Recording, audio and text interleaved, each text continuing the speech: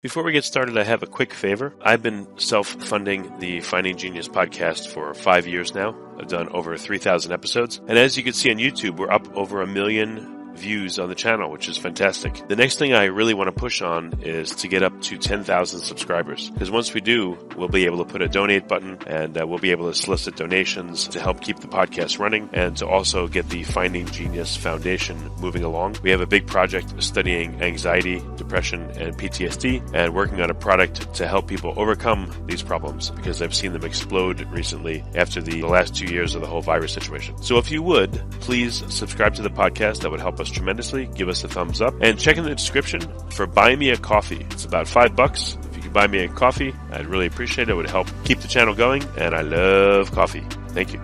Forget frequently asked questions, common sense, common knowledge, or Google. How about advice from a real genius? 95% of people in any profession are good enough to be qualified and licensed. 5% go above and beyond. They become very good at what they do, but only 0.1% are real geniuses. Richard Jacobs has made it his life's mission to find them for you. He hunts down and interviews geniuses in every field: sleep science, cancer, stem cells, ketogenic diets, and more. Here come the geniuses. This is the Finding Genius Podcast with Richard Jacobs.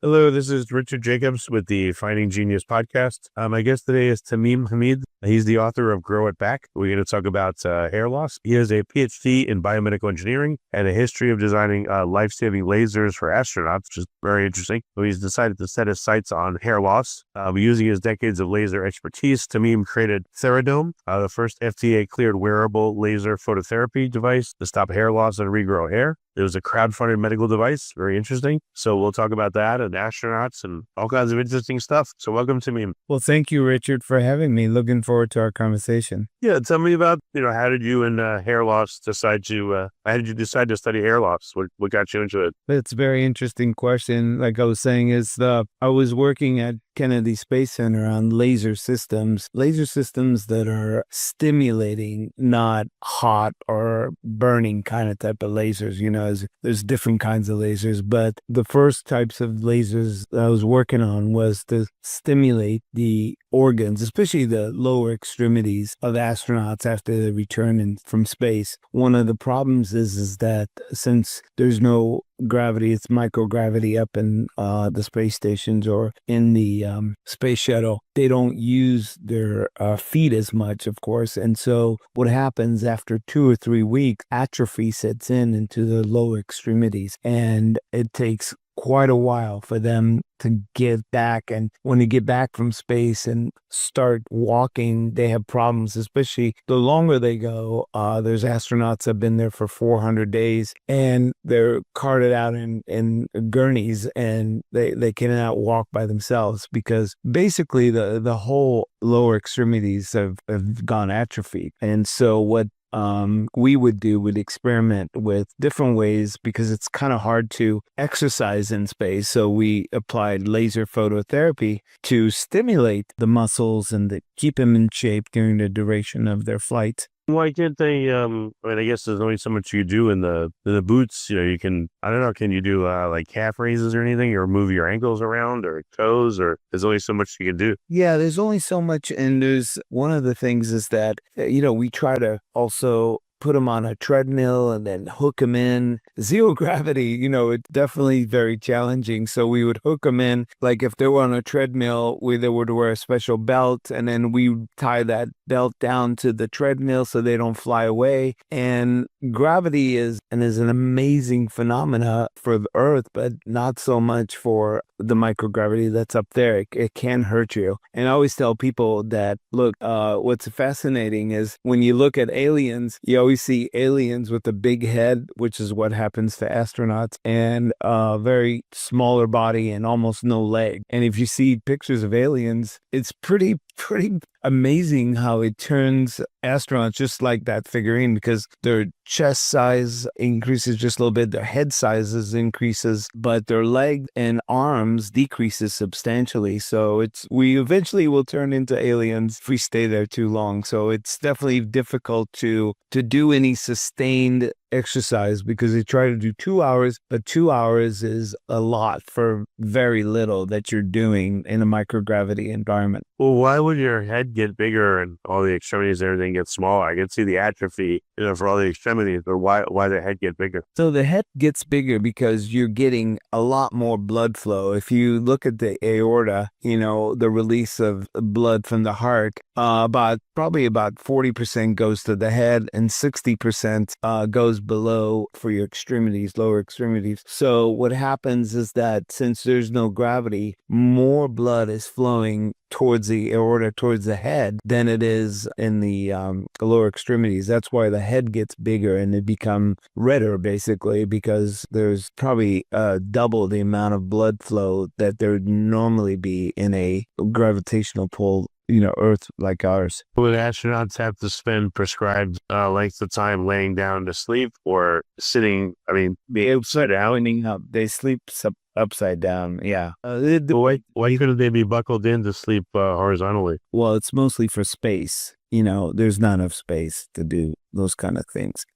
They sleep vertically. Oh, okay. They have to sleep vertically. All right. What about being upside down? I mean, it's probably not pleasant, but will you spend some time upside down to help them? Yeah, in space, there's no upside down. It's microgravity. It's microgravity. Do you see what I'm saying? Right. But you have the orientation of the body and the tissues and all that, again, why would it preferentially go to the head then? Because the head is quote unquote above the heart, it's floating. Yeah, that's where when you're in microgravity, you can spin around. There's no up or down. That's the problem. And the forces from the heart go directly to the head, and it's very difficult to go all the way down and back because there's no pump in the lower extremities to bring it back. So I guess the best position you can have in space is to attempt to be horizontal. Yeah, we've never gone into those kind of studies. My studies was mostly, I didn't do sleep studies. My studies was just to get them back with, more blood flow to the lower extremities. Okay. How does this translate to, use of lasers and then hair loss? Yeah. So basically, as lasers stimulate the mitochondria, which is in every cell, whether it's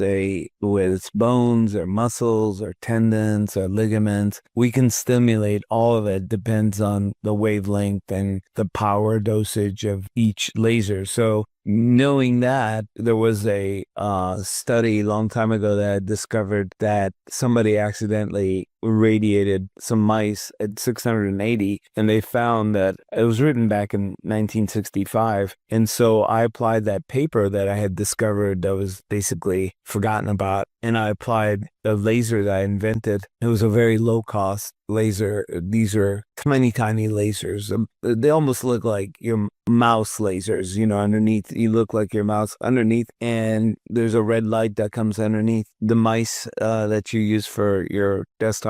So those kind of lasers are very low output, meaning less than like 5 milliwatts. So they're not industrial strength lasers. They're just very tiny. But if you can put them all in a helmet, then you can stimulate the mitochondria because all the hairs are usually about 5 millimeters or less below the scalp. So it was a perfect application to put low-powered lasers into the scalp all around, and it stimulates the mitochondria, not the blood flow. Remember, we got enough blood flow to the head. The head has got plenty of blood. So why would you get preferential balding on the top, the crown of the head, and not on the sides and back?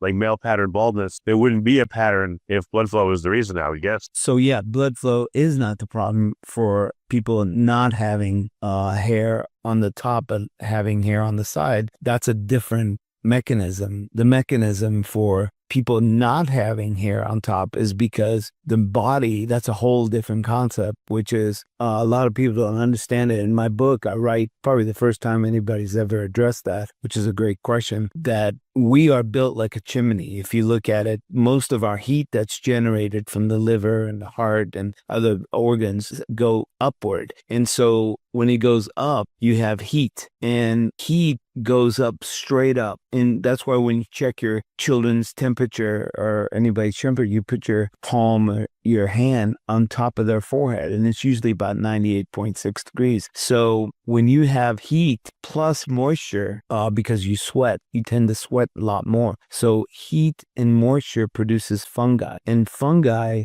specifically Malassezia fervor, is the fungi that rests on top of the scalp, especially very warm and wet. That's why wearing a hat is not good. Wearing anything that can increase the heat of the top of your head is not good. So about 50% of the population is allergic to this fungi, which is Malassezia fervor. And number one selling shampoo in the world since 1955 is Head and Shoulders. And Head and Shoulders is one of the best anti-dandruff shampoos back then. And the reason why dandruff occurs is because the excrement from these fungi is dandruff. So when you have dandruff, and that's one of the ways you can tell when somebody's going to lose their hair, it's a sure indicator. So if you have dandruff, and which means you have fungi, that means you will lose your hair, since you were asking. Okay, wait. So the fungi feed off the dandruff? Or I don't understand the dynamic. The dandruff produces what, a material or a substrate for certain fungi, or how does it work? Yeah, so the fungi lives between the epidermis and the dermis junction. That's where they hide, and that's where they proliferate, because it's probably one of the best areas. So they're underneath your skin, just like athlete's foot or any of the other fungal infections they call jock itch, or underneath large-breasted women. It's the same fungi that lives in your skin. So when these fungi feed off of your oils like sebum, what they do is they feed off the oils, and the excrement from their activity is dandruff. It's an excrement. Oh, okay. And that comes because of what, like a anaerobic environment on the head, or it's too hot, or? So it's a beautiful environment for most fungi, because the head is the hottest place up on top. And when people sweat, it causes a lot of, because as you know, every hair follicle has a sweat gland and an oil gland, and it's warm. So it's a perfect environment. So it has a food, it has a great environment, and it's perfect for fungi. Just like your shoes, right? If you have, for example, let's say athlete's foot, the reason why you get athlete's foot is because you're wearing tight shoes, and you keeping it really hot or really warm, just like your crotch. If you have, they call it yeast infection or jock itch or whatever you want to call it, when it gets into the crotch, which is really warm, another very warm place, you get the perfect environment. All those things: heat, moisture, and oil. I guess there's one thing. Does that tell you that it would be good to, when you sleep naked instead of wearing white pajamas and stuff in weekends? If you sleep naked, for which condition? Well, so you don't build up those spots, like around the crotch, wherever. You're less likely to build up, anaerobic and hot spots. And then I guess you could use keep your bed cooler with a bed cooling device, and all that may help. Absolutely. If you have, like, for example, the perfect thing is that definitely, wear as few clothes, tight clothes as possible. Wear sandals if you can, as much as you can, and wear very loose boxers or something, something that could breathe, 100% cotton. And if you have large breasts, which I don't think you and I have problems with, you should wear something to so they don't cover up and create an environment. So it's based on, different cases. Well, if you're overweight and you have fat rolls, I would guess the area underneath and between the fat rolls also would create the same kind of environment, right? Absolutely. Anytime you have skin on skin and they're overlapping, you're creating heat, because the heat is coming from inside your body.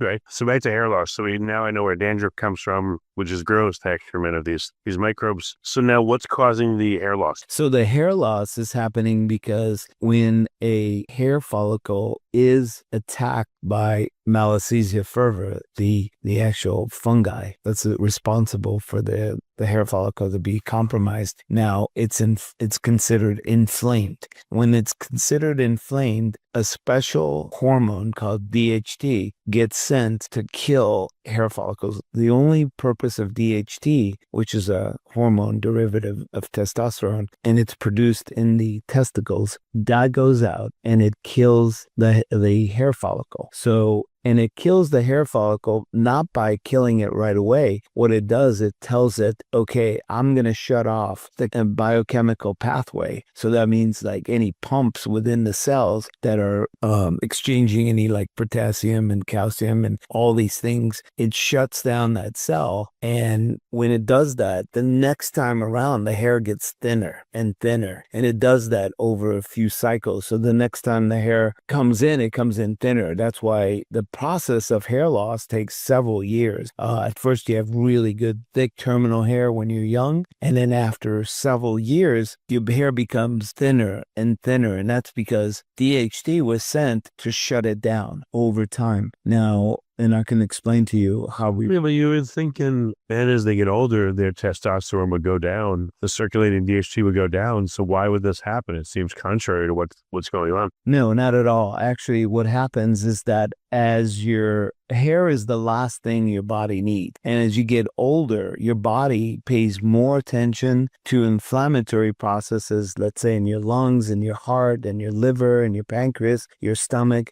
your cardiovascular system in general. Now, as you do that, the immune system, what it does, it gets rid of anything that is not focused on making sure your core, which is all those organs I mentioned before, if those core organs are compromised, it will get rid of your nails and your hair. And that's why we always, in medicine, you look at people's hair and we look at people's nails, because that's a good condition or a good sign that there is a underlying medical condition going on. So even though, I don't know, 55-year-old guy would have less DHT circulating, what is offsetting that effect to make their hair thinner and to make them go bald? So when a healthy person, well, even if you turn 55, you would agree that the body is getting older and it needs more maintenance, right? Yep. Okay. So as you get older, more DHT is produced as you get older. It's not that there is more testosterone or less testosterone, is that there's more DHT, because DHT, it's sending out, and if you look at it from this way, like DHT is only used to kill hair cells, because if you look at the hundreds of thousands of hairs that are on your body, it's saying, I've got to maintain over 100,000 cesses. Wait a minute, why would this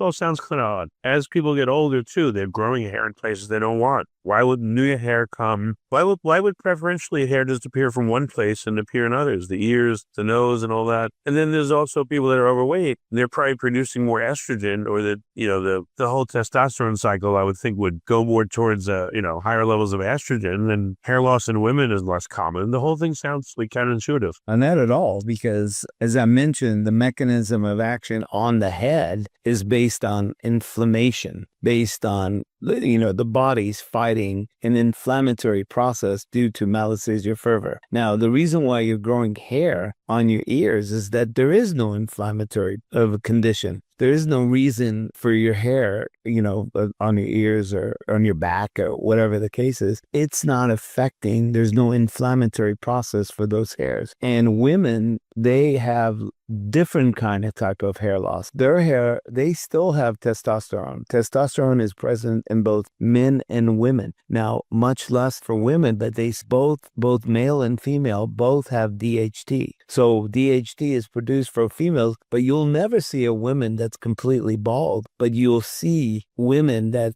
their part line goes wider and wider. And that's one of the signs for hair loss for women. Their part line separates. And then, you'll probably start noticing it after I say it now, that you'll see women who their part line is very tight. And then all of a sudden, as they get older, especially around menopause, when hormonal activity is the most, hence also testosterone and DHT, they lose hair. What about, persistent inflammation over years? I would guess, so what is the mechanism of hair production? There's cells where the hair is kind of like cilia that's extruded out through the cell, and that becomes the hair, or how is hair produced? Yeah, we are born with the same hair from day one. So there's about anywhere, depending on your background, or dark hair, blonde hair, but we're born about 400 hairs per square centimeter. Okay, so any one of those hairs, their hair follicles are there ready to go, but only a certain percentage are showing and popping out, if I can say, at any given time. So you might have in a square centimeter, maybe 4 or 5 hairs. And when those die off and start over again, a new set of hairs come out, 4 or 5 more from the 400 that's available. And it keeps on cycling like this until the day you die. But how is the hair actually produced? Well, that's just like how bones produce. And that's part of the stem cells, right? So many cells are produced by the body for every square inch of our body. Well, if I have let's say I buzz my head so I get half, right? I got real short hairs coming out of my head. How do they get longer? Where does that material come from? Is it? Yeah. So there's 2 fundamental things in each hair follicle. So the hair follicle has a papilla at the below.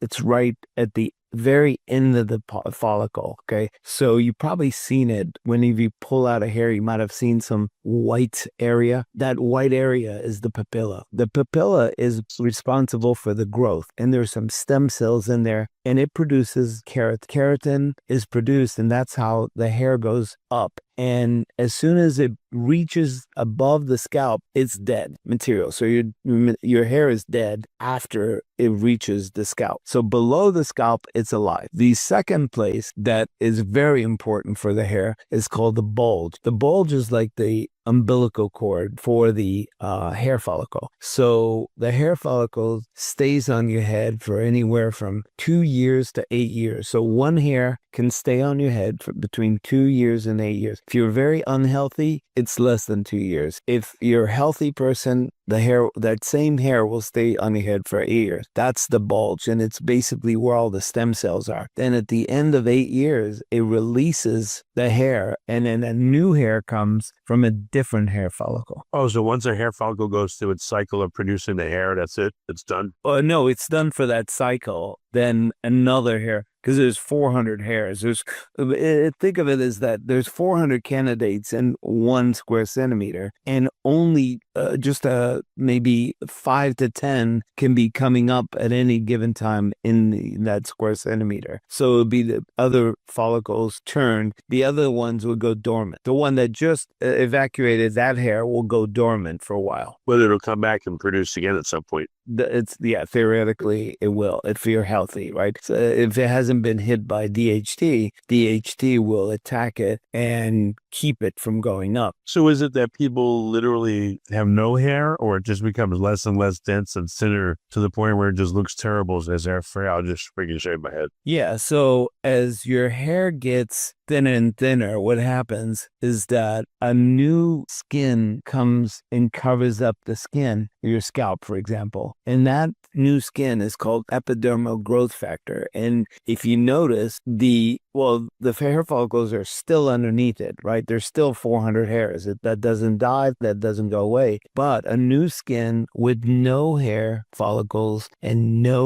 only oil and sweat glands are in this new skin, and it becomes deeper and deeper and deeper. The hair follicles are deeper and deeper and deeper. And so now that's why you see guys that are completely bald or bald on top, and it's really shiny. And if you get a shiny scalp, that's like the end. You'll never be able to get your hair back, because now instead of 5 millimeters being down below the scalp, now you're like closer to 6 or 7 millimeters. And that's a great indication if you see guys that are really shiny scalp, and people always ask like, oh, are you putting wax on your hair or what on your scalp? What are you doing? And right. No, it's just because it's oil, and it only has oil and sweat. So someone that looks to be bald to the outside actually could have a whole bunch of hair lurking beneath the surface of their skin? Oh, they all had their hair. They had 400 hairs or so below the skin. Yeah. So everyone has a bunch of hair below the skin, just people that are appear bald, it's not coming through the skin. Yeah, because DHT has turned it off. Remember?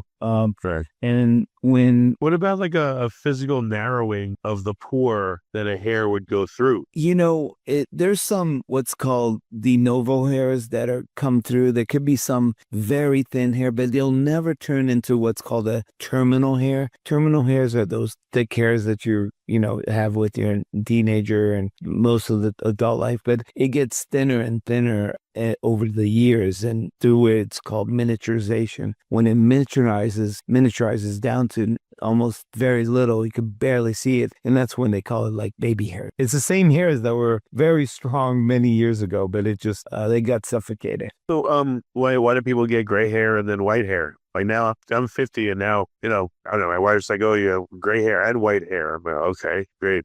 Why? Yeah. So the two are different. Hair loss and gray hair, two different mechanisms. So I write this in my book in detail because a lot of people ask me about gray hair and hair loss. The hair loss process is because of an inflammatory process that's happening, that you have some kind of underlying medical condition. Gray hair happens because it's an aging process. And if you're aging, what happens is that there's not enough melanin to go in the hair. So what happens, you start graying. And with our device, what we found is that when we have people that have gray hair and they apply the Theradome laser phototherapy, their gray hairs are no longer visible. And they ask us, oh my God, is this thing converting my gray hair into dark hair? We said, no, we are growing new hair, new terminal hairs, which are your natural hairs from out of the 400 hairs per square centimeter. But we are essentially overtaking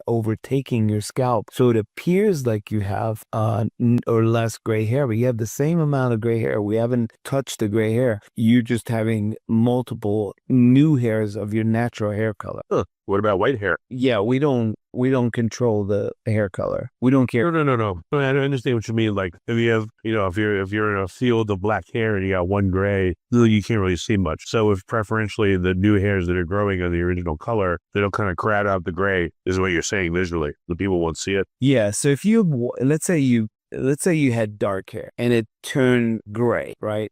Let's say your whole hair turned gray and we apply the laser, that one area, let's say you said one gray hair, or one dark hair, whatever the natural color is, we will bring back much more darker hairs in those spots. Yeah, so if an area was like 10% gray and 90% black, and you make it, 2% gray and 98% black, it looks blacker. Yeah, exactly. Your hair will get darker, much darker. That's one of the phenomena of our device, is that if you have lighter hair, that's one of the things we've discovered that I didn't really design into it, is that people's hair get much, much darker using our device. What about white hair, though? How is it different from gray hair? Well, white hair is the hair color. So you can have red hair or, any other color hair. So we don't touch the hair color. If white hair natural color is white hair, we will keep the white hair. No, like I said, my mom myself, hair cutter said the same thing. She goes, oh, you get gray hairs, but you get white hairs. And the white hairs are thicker. So what's the difference physically between gray hair and white hair? White is so what's your natural hair color? Like dark brown. Okay, so we only concentrate on the dark brown hair. We don't touch your gray hair because the the gray hair or the white hair that you're referring to is part of your aging process. We can't reverse aging. No, I know, but why would some of my hairs turn gray versus white? Well, so if you're dark color, let's say it's brown, the process of turning from brown to white is gray. Oh, so those are just the most advanced hairs that have lost the most melanin. Exactly. So white hair is the most advanced. Gray hair is probably what you had 10 years ago. And white hair is what you'll have when you're 80. Okay, so if someone is gray at 60, by the time if they make it to 100, it should be like all white. It's mostly white. That's why you see older ladies with completely white hair. They probably had blonde hair, which blonde hair people tends to get more white hair than other colors. Okay, I got you. So your product will stimulate traditional terminal hairs to grow. That's what it both. Yeah, we stimulate the hair follicle. And there's, as I mentioned, if you can imagine, there's 400 or so hair follicles. We stimulate what's down there. That hasn't been touched. So all that time, those 400 hairs have been waiting to come up, right? It's like saying, put me in, coach. And when we put them in, that's the original color that you were born with. how effective is this? So yes, the far along you are, the more effective, or? Yeah, it's 100% effective. It'll do three things. It's the third. So when I did this, when I first invented this, I was the first one to get it through FDA for a wearable device like this. And before that, it was minoxidil. Let me just give you a comparison. Minoxidil is a vasodilator. It just brings more blood flow. And as I mentioned before, blood flow doesn't mean nothing. Okay. So astronauts didn't get more hair, but when they were up in space, it just got more blood flow. Number two is finasteride, which is anti-androgen. Finasteride, unfortunately, makes you less male if you're male. And so the concept there is just that it's supposed to make you from very high testosterone to less testosterone and thereby reducing DHT. But it doesn't work very well because it's got a lot of side effects. So minoxidil gives you about an 8% hair count increase. Finasteride gives you about a 12% increase in hair count. Our device gives you 89% increase in hair count, 89%. So it's a factor of 10x. And the other thing is that it stops hair loss, which is different than finasteride and minoxidil. They both don't stop hair loss. And the other thing is it increases the hair color or goes back to darker levels that you had back when you were younger, because as you age, your hair becomes lighter and lighter and more rougher as it gets. It's not as smooth and shiny. So what we're able to do is bring back the spring, because what we're doing is we're stimulating that tiny muscle inside the hair follicle, because we're not just looking at the hair follicles, we're making the sweat glands better, we're making the oil glands better, we're making the muscle that holds up your hair better. So you'll have, if you ever seen guys with, advanced hair loss, you can see that they can't put their hair down, or they have to use a lot of hairspray and other things to keep their hair down because that muscle is compromised as well. So when we stimulate it, now they have better hair days and they can comb it and it stays down. Okay. So why do some people keep their hair so much longer than others? Well, it's a preference. Well, like in my family, my one brother, he lost like all his hair at like 27, really early. And then I'm 50 and I still have all my hair. It's weird. Why is it so radically different? Yeah, fortunately, okay, that's a different question than why do some people keep their hair long? Is that related? Yeah, like even within a family, I've seen it, sometimes like I said, like within my own family and others, some people keep their hair a long time and some don't. Does anyone figure that why? Yeah, so it's in my book. You can read all about it. It's 446 pages of why some people keep their hair and some people don't, but it has to do with genetics, right? So most of the information about hair comes through the mitochondria and in your genes. So it tends to be more from your mom's side because the sperm doesn't have any mitochondria. That's one of the things. So when the male's sperm doesn't pass that information through, it passes only certain things. That's why women control a lot of the diseases that are passed down from one generation to another. So these mitochondrial diseases are passed down. So maybe your mom's family has more hair loss and more allergic to this Malassezia fervor than you are. So you can do a simple fungal test and see if you're allergic to Malassezia fervor. If you are, then you're a good candidate to lose your hair. Okay, I see. Well, sorry for the detour. It sounds like your book's got a lot of great stuff. Just a couple more questions about your device. So, like, what does it look like? Well, it's a helmet. Yeah, it's a helmet device, and what it does is that it has about 80 lasers, and these lasers you can't feel a thing. There's no pain, there's no heat, and you use it like at least twice a week. And what it does is that it stimulates the mitochondria. It's 20 minutes twice a week, and you put it on and you can walk around. It's wireless, and you can read a book, you can wash the dishes, you can shave, do all this stuff, and twice a week. And it's becoming part of people's daily routine. So some people will use it more than twice a week. So a lot of people use it on our daily thing, and they get get 3 things. They stop their hair loss within 2 or 3 weeks. So that's really good. There's nothing in the world today, not a drug, not a device that can stop hair loss. We're the only device in the world that can stop hair loss, which is worth the price of it all by itself. Because most people pray that, can I just keep what I have, right? That's all they pray. So we can answer that prayer. The second thing that we can do is that we can regrow hair, but it takes 4 months. You have to wear this device for 4 months because hair takes 4 months to grow. Just like a baby takes 9 months to gestate, hair grows 4 months. We can't shorten it. We can't do anything to manipulate it, but it takes 4 months to grow a new hair. One of those 400 hairs has to come up, but it takes 4 months to do that. Then the third thing it does is that, as I mentioned, the hair becomes much more manageable and darker. Okay. So what's the best path for people that want, help and want to use your device? Should they just go straight to you? And if so, how? Or should they read your book first? What's your recommendation? If you have any signs of hair loss, just get our device. Don't go for biotin. Don't go for a shampoo. Don't go for anything. Don't use minoxidil. Don't use finasteride. Don't waste your money. All you need is my helmet to stop hair loss, regrow hair, and we guarantee it. If you take our quiz, the best thing to do is go to our website, theradome.com, Theradome, and go and take the quiz, and it'll tell you if you're a good candidate for our device. And once you do that, then you get the book as well. Read the book, get to know it, and while you're doing treatments, and we guarantee you that you'll stop your hair loss and regrow your hair. As long as you're not advanced, you're not like Kojak, right? Gotcha. Okay, and how can people get in touch? What's the best ways? Definitely come to our website, theradome.com. And then you can contact us and go through the website. You can see everything that we have to offer and how we can help you. And then also you can email us at any time at support@theradome.com. Okay, very good. That's it. Thank you so much for, what you've done. I'm sure it's helping a lot of people. We're very grateful. And and thank you for coming on the podcast as well. Thank you, Richard. I appreciate it. Looking forward to hearing it. If you like this podcast, please click the link in the description to subscribe and review us on iTunes. You've been listening to the Finding Genius podcast with Richard Jacobs. If you like what you hear, be sure to review and subscribe to the Finding Genius podcast on iTunes or wherever you listen to podcasts. And want to be smarter than everybody else? Become a premium member at findinggeniuspodcast.com.